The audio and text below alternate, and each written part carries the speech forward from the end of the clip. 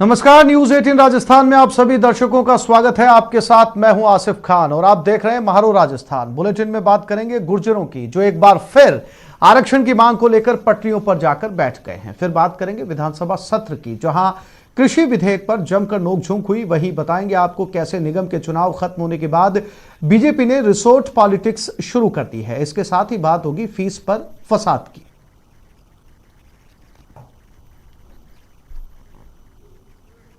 और जयपुर से इस वक्त की बड़ी खबर, कृषि बिल पर सदन में बहस जारी। बिल पर सरकार विपक्ष आमने सामने, नेता प्रतिपक्ष कटारिया ने सवाल उठाए हैं। विधेयक फेडरल स्ट्रक्चर के खिलाफ है, ऐसा कहना है बीजेपी का। बहस के बाद पारित होंगे तीनों विधेयक।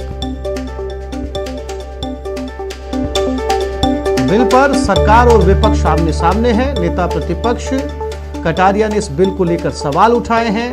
बीजेपी का कहना है कि विधेयक फेडरल स्ट्रक्चर के खिलाफ है। हालांकि बहस के बाद में तीनों विधेयक पारित किए जाएंगे। तो कृषि बिल पर सदन में बहस जारी है। केंद्र सरकार ने कृषि पर 3 कानून बनाए थे, 3 बिल लेकर आए थे। उसके उन तीनों बिलों को राजस्थान के अंदर उस पर मंडी से राजस्थान विधानसभा में बहस चल रही है। सीधी तस्वीरें राजस्थान विधानसभा की। एमएसपी शब्द नहीं लिखी।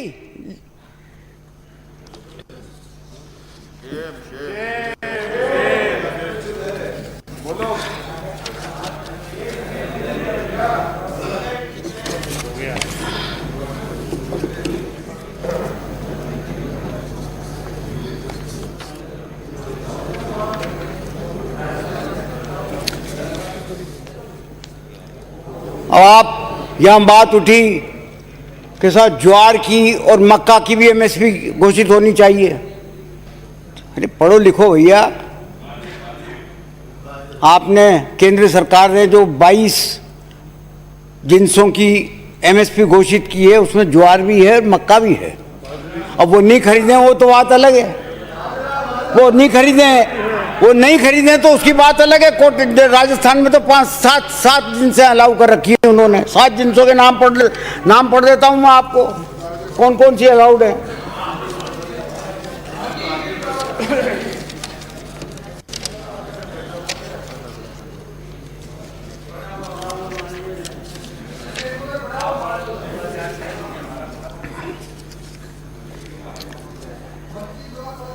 सरकार को यह भी प्रावधान करना चाहिए था, अध्यक्ष महोदय, केंद्र सरकार को यह भी प्रावधान करना चाहिए था। अगर वो वाकई किसानों की सच्ची सी हितैषी थी तो यह प्रावधान करना चाहिए था कि एमएसपी सालाना 5% बढ़ेगी और किसानों की फसल एमएसपी के कम भाव में खरीदना या बेचना कानूनी अपराध होगा। 100% माल खरीद की गारंटी होगी। हमने अब कानून में यह प्रावधान किया है। हमने प्रावधान किया है कि एमएसपी से कम दर पर फसल बेचने के लिए एग्रीमेंट करने का किसान पर अगर कोई दबाव बनाएगा तो उसको हरेसमेंट माना जाएगा और हर हरेसमेंट की सजा 3 साल से लेकर के 7 साल तक का कानूनी प्रावधान किया है। क्या गलत किया है? किसान के हितैषी हम हुए या आप हुए?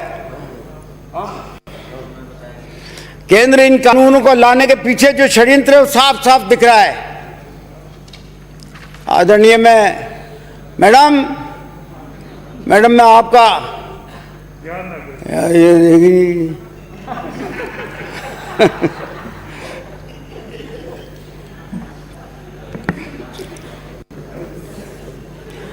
सरकार ने शांता कुमार कमेटी की रिपोर्ट लागू की। आप मैडम का ध्यान आकर्षित कर रहे थे, किसका कर रहे थे?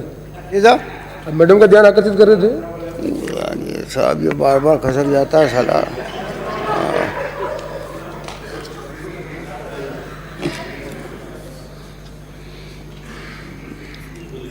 मैं ये निवेदन करना हूं कि इन कानूनों के पीछे अगर कोई षड्यंत्र है तो ये साफ साफ दिख रहा है कि सरकार शांता कुमार कमेटी की रिपोर्ट लागू करना चाहती है। शांता कुमार जी की रिपोर्ट जो है वो सीधी ये है कि एफसीआई के माध्यम से न्यूनतम समर्थन मूल्य की खरीद करनी ही नहीं चाहिए, क्योंकि सालाना 1 लाख करोड़ रुपए का नुकसान होता है और अभी तक एफसीआई को 4 लाख करोड़ रुपए का नुकसान हो चुका। अगर इस नुकसान से बचना है तो इस एमएसपी को खत्म कर दो। तो साफ साफ षड्यंत्र इस बात का है कि आगे आने वाले वक्त में धीरे धीरे करके इस एमएसपी का गला काट दिया जाए। ये किसानों के पेट पे लात मार के आप इस षड्यंत्र को जो है अमली जामा पहनाना चाहते हो।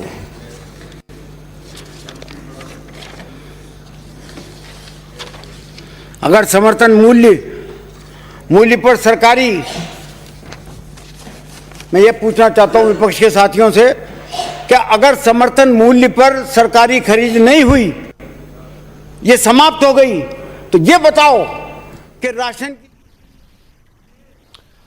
तो गुर्जर आंदोलन में अब 2 गुट बढ़ चुके हैं। जी हां, एक धड़ा किरोड़ी सिंह बैसला के साथ है तो दूसरा खेमा हिम्मत सिंह के नेतृत्व को मान रहा है।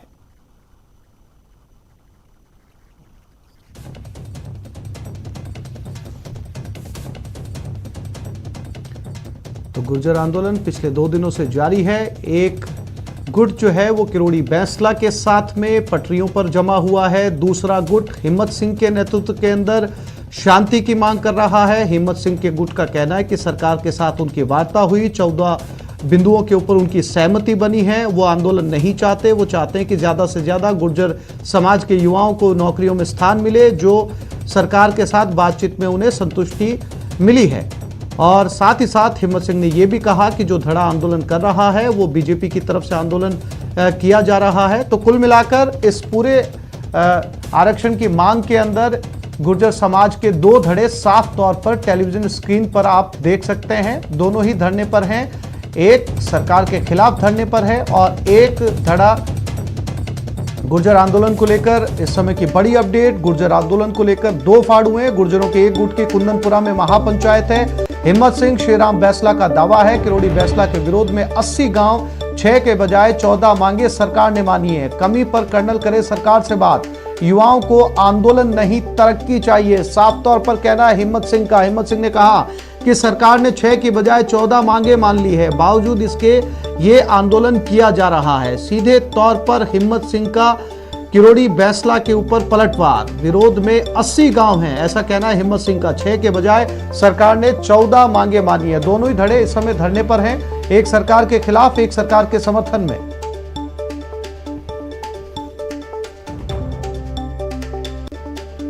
बैसला पटरी पर हैं तो दूसरी ओर गुर्जर समाज के उन लोगों ने महापंचायत करी है जो लोग सरकार के साथ में समझौता वार्ता करके आए थे, सहमति बनी थी और अब इन लोगों ने एक बड़ी महापंचायत यहाँ पे करी है।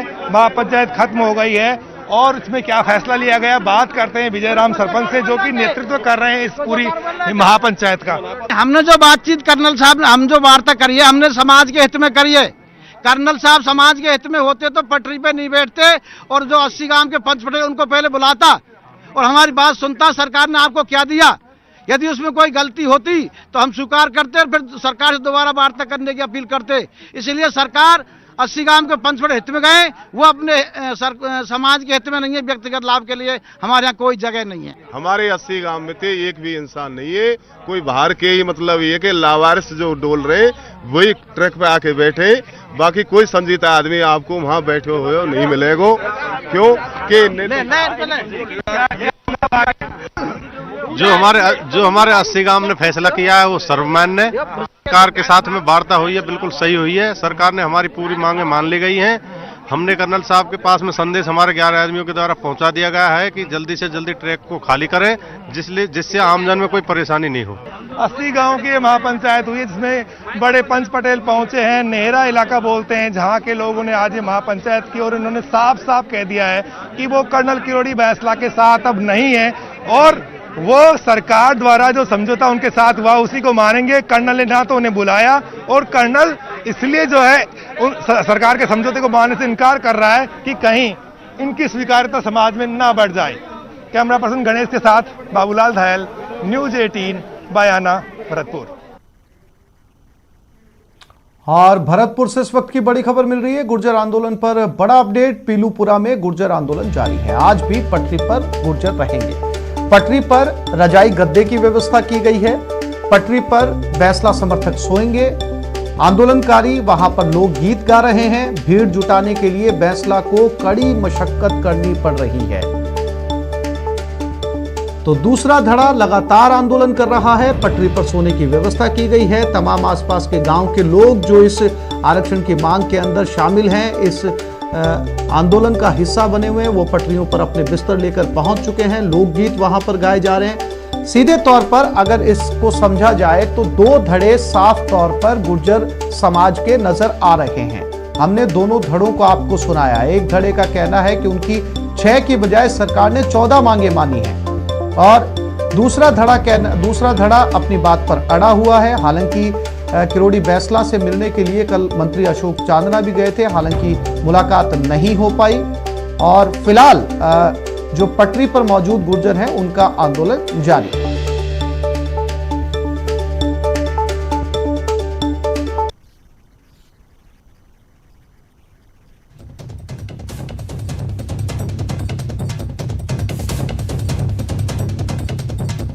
और ये 3 तस्वीरें गुर्जर आंदोलन को लेकर आरक्षण पर आर पार की। ट्रैक पर खुद किरोड़ी बैंसला बैठे हैं अपने समर्थकों के साथ में और ये दिल्ली मुंबई ट्रैक है जिसे उखाड़ा जा रहा है। इसे उखाड़ने के लिए पहले इसकी फिश प्लेटें निकाली जा रही हैं। साफ तौर पर कैमरे के सामने इस ट्रैक की फिश प्लेटें निकाली गई। हालांकि गनीमत इस बात की है, शुक्र इस बात का है कि रेलवे ने ट्रेनों की आवाजाही को रोका हुआ है।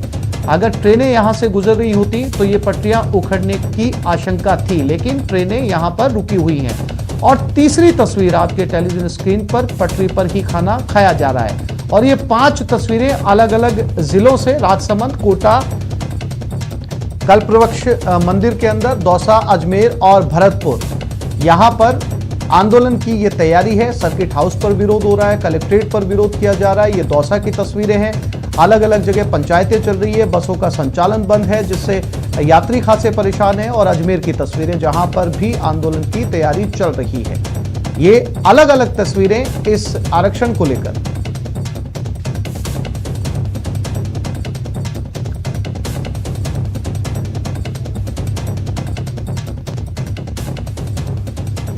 और अब बात दौसा की, जहां निहालपुर गांव में आज गुर्जर समाज की एक महत्वपूर्ण बैठक हुई जिसमें स्थानीय गुर्जर नेताओं ने भाग लिया। बैठक के बाद गुर्जर समाज के लोगों ने अहम निर्णय लेते हुए बताया कि दौसा का गुर्जर समाज किरोड़ी बैंसला के साथ है और उनकी अगुवाई में ही आंदोलन करने के लिए तैयार है। उन्होंने कहा कि गुर्जर आरक्षण आंदोलन का किरोड़ी सिंह बैंसला के अलावा किसी दूसरे का नेतृत्व स्वीकार नहीं किया जाएगा, चाहे वो विजय बैंसला ही क्यों न हो।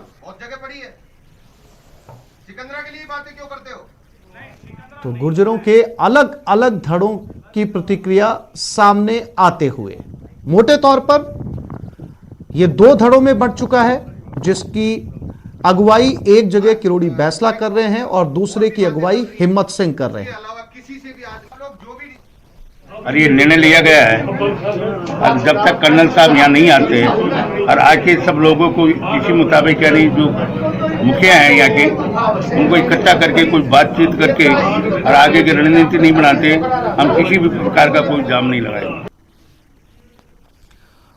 तो गुर्जर आरक्षण किस दिशा में जा रहा है? बाबूलाल धायल लगातार भरतपुर में इस आंदोलन पर नजर बनाए हुए हैं, उनके पास सीधा चलते हैं।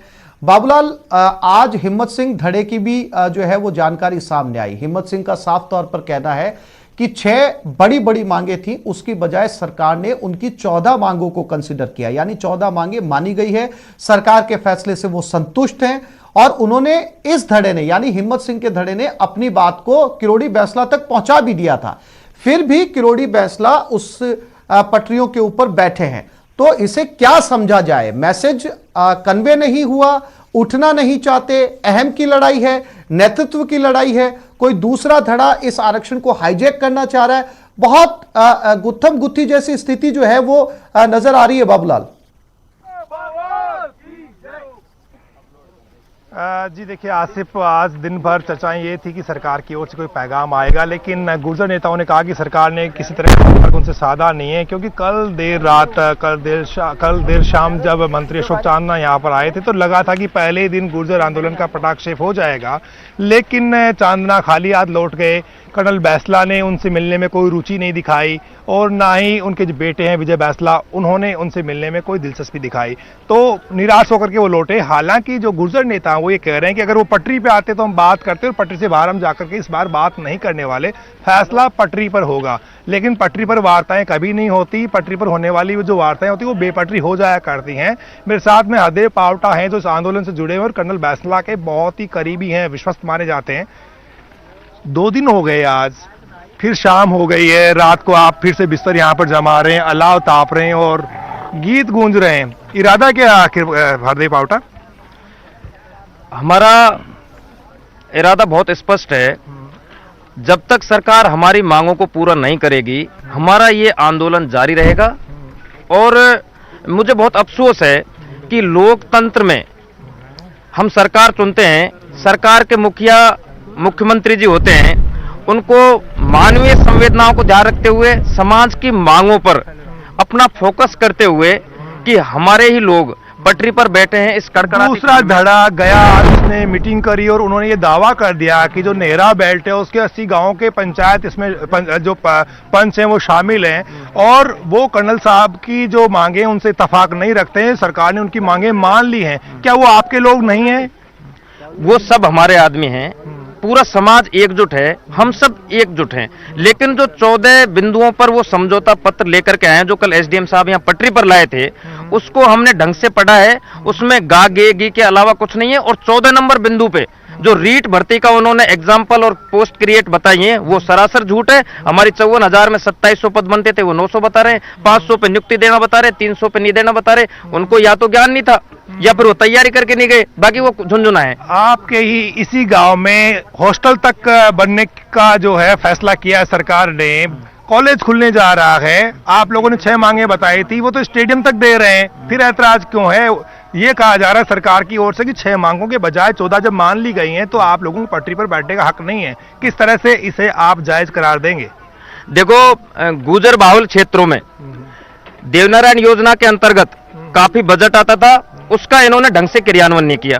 और अब यदि यहाँ के 80 गांव जो गुजरों के हैं, यहाँ वो कॉलेज, स्टेडियम, स्कूल देते हैं, हम उनका आभार प्रकट करते हैं, उनको धन्यवाद देते हैं। लेकिन हमारी जो मूल मांगे 6 मांगे हैं, उनके ऊपर कुछ भी नहीं हुआ, जिसमें प्रक्रियाधीन भर्ती, बैकलॉग, 3 शहीदों को मुआवजा, नौकरी, केसेज वापसी और देवनारायण का योजना का पूरा बजट। बाकी जो कुछ दे रहे हैं उसका स्वागत है और जो ये लेकर के आए उसका भी स्वागत है। ये भी हमारे। क्या यहाँ पर आज कम लोग जुटे, ये क्या आपकी रणनीति का हिस्सा है? क्या आप धीरे धीरे यहाँ भीड़ बढ़ाना चाहते हैं या फिर कर्नल साहब के दिमाग में कुछ और प्लान चल रहा है? देखो, मैं एक बात निर्विवाद रूप से आपको बता दूं, कर्नल किरोड़ी सिंह बैसला हमारे नेता हैं, पूरे समाज का वो प्रतिनिधित्व करते हैं। उनके आह्वान पर ही आज चक्का जाम जो आंदोलन है वो पूरे प्रदेश में चल रहा है। आपने सुना होगा अजमेर रोड भी आज हाईवे जाम हुआ है, जो चल रहा है, अभी देखा है हमने। और जगह जगह पूरे प्रदेश में सड़क मार्ग जाम करने की तैयारी कर रहे हैं। हिंसा किसी भी मांग का ठीक रास्ता नहीं हुआ करता। गुर्जरों ने बड़ा संघर्ष किया, बड़े आंदोलन करे। मैं चाहता हूं कि आप इनसे एक सवाल पूछिए, जो कर्नल किरोड़ी सिंह बैसला के विश्वस्त आदमी आपके साथ खड़े हैं, आप इनसे पूछिए कि जिस ट्रैक को ये रोक कर बैठे हैं, उस ट्रैक पर 60 ट्रेनें पूरे देश में प्रभावित हुई हैं और ये 60 ट्रेनें दीपावली के मौके पर इसलिए जरूरी हैं कि लाखों लोग इन ट्रेनों के जरिए अपने अपने घरों पर त्योहार के मौके पर पहुंचना चाहते हैं। और दूसरा, इनसे पूछिए कि इस कोविड-19 काल के अंदर जहां पर सोशल डिस्टेंसिंग बहुत ज्यादा जरूरी है, वहां पर अगर यहां पर किसी भी तरीके की कोविड या कोरोना फैलता है तो इसकी जिम्मेदारी कौन लेगा? जी, स्टूडियो से आसिफ खान का सवाल है कि दीपावली का सीजन है, लोगों को दिल्ली से मुंबई और अमृतसर, शिमला, श्रीनगर तक जाना है। ऐसे दौर में पश्चिम भारत का आदमी उत्तर भारत में कैसे जाए? इसी रास्ते से होकर के उसको गुजरना है। तो वो लोग जो परेशान हो रहे हैं, दिक्कतें पेश आ रही हैं उनको, तो उनके लिए आप क्या कहेंगे? कैसे माफी मांगेंगे? वो आपको माफ कैसे करेंगे? हम आमजन को किसी भी प्रकार की असुविधा नहीं चाहते। इस सब की जिम्मेदार सरकार है। हमने अड्डा महापंचायत में भी सरकार को 15 दिन का समय दिया था, समय रहते वो स्थिति को सुधारते। बाकी हम किसी भी प्रकार के आमजन को बाधित नहीं करेंगे। और हमने रेलवे ट्रैक भी कल या आए हमने किसी प्रकार की सरकारी संपत्ति का नुकसान नहीं किया, पूर्णतः शांतिपूर्वक तरीके से। आपने तय कर लिया है कि बात होगी तो इस पटरी पर होगी, पटरी से बाहर बात नहीं होगी? क्या कर्नल बैसला का यही फरमान है, आखिरी फैसला यही है? बिल्कुल हम सब ने ये तय कर लिया कि इस बार टेबल टॉक नहीं करेंगे और हमारा कोई डेलीगेशन बात करने सरकार से जयपुर नहीं जाएगा। सरकार हमारी मांगों को पूरी करके पूरी यहीं पटरी पर ला करके दे, पूरे समाज के बीच में सार्वजनिक रूप से फैसला लेंगे। आपका मंत्री जब यहाँ आ गया, दिलचस्पी नहीं दिखाई, कोई मिलने की इच्छा तक जाहिर नहीं की, जबकि कर्नल बैंसला साहब कल पब्लिक के बीच में सुना रहे थे मंत्री को कि मंत्री जी आइए आप, मैं वेलकम करने के लिए तैयार हूँ। मंत्री आया तो आपने दरवाजे बंद करके बैठ गए आप लोग। हमारा पूरा समाज रेलवे ट्रैक पर बैठा था। मंत्री जी भी हमारे गुर्जर समाज से बनाए रखिएगा, हम समय समय पर आपसे अपडेट लेते रहेंगे। फिलहाल गुर्जरों का आंदोलन आगे बढ़ते हैं। कृषि बिल पर सदन में बहस जारी है। कृषि बिल पर मंत्री धारीवाल जवाब दे रहे हैं। बिल पर सरकार विपक्ष आमने सामने है। लागत पर, संपूर्ण लागत पर 50% बचत जोड़कर एमएसपी तय की होनी चाहिए। यानी कि गेहूं की लागत अगर 1600 रुपया आती है प्रति कुंटल, तो उसकी एमएसपी फिर 2400 रुपया कुंटल होनी चाहिए। उस पर काम किया क्या? कमीशन की जो रिपोर्ट आती है वो तो एरे गेरे इधर उधर ये वो ऐसे करके 50 पॉइंटों पर आती है, लेकिन जो सबसे प्रमुख काम था, सबसे प्रमुख बिंदु था उसका रिपोर्ट का, वो ये था। इस पे क्या काम किया आपने? हमने नहीं किया भैया, आप तो करो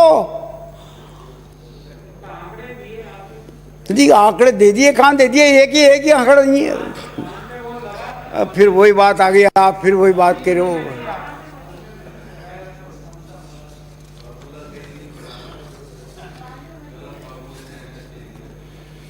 और ये भी लाचारी है, ये लाचारी आपकी भी थी, हमारी भी थी, कि गेहूं हमें खरीदना है, धान हमें खरीदना है। खरीदना इसलिए है कि राशन की दुकान पर जो है गेहूं और चावल देना है। ये तो लाचारी है। लाचारी की वजह से आप 7 दिन से खरीदते हो, वरना वो भी नहीं खरीदोगे, वो भी धीरे धीरे बंद कर रहे हो आप। शांता कुमार समिति का आज मैंने बताई दिया आपको, उसने कहा कि साहब सिर्फ 6% लोगों को एमएसपी का पैसा मिल रहा है, बाकी 95% किसानों को उनकी फसल का वाजिब मूल्य नहीं मिलता। तो अध्यक्ष महोदय, सभापति महोदय, मैं ये जो दोनों विधेयक आए हैं, तीन में आप कुछ बोलोगे? आप अब बोले तीसरे के बारे में कुछ आप भी जिक्र करेंगे सर।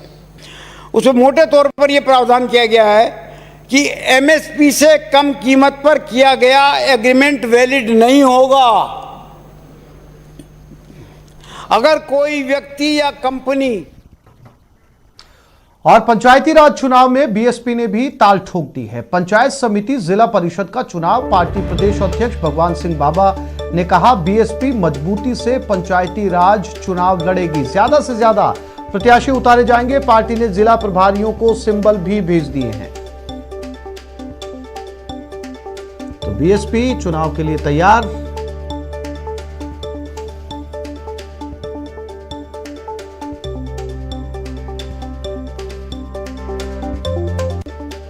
और जयपुर में जेडीए की बड़ी कार्रवाई सामने आई। पृथ्वीराज नगर में जेडीए ने यह कार्रवाई की, 4 मंजिला इमारत को सील कर दिया है। इसमें 52 फ्लैट्स थे, 52 फ्लैट्स को सील किया गया है। 15 बीघा जमीन पर अवैध कॉलोनी का काम रुकवा दिया है।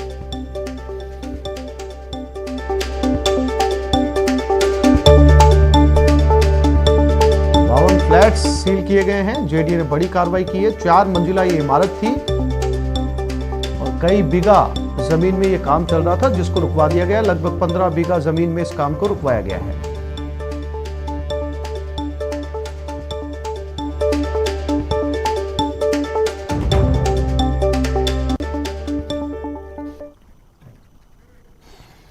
और जयपुर समेत 3 शहरों के नगर निगमों के चुनाव नतीजे कल आएंगे, ये आपको ब्रेक के बाद बताएंगे। साथ ही बताएंगे डबल निगम और डबल घमासान की बात करेंगे।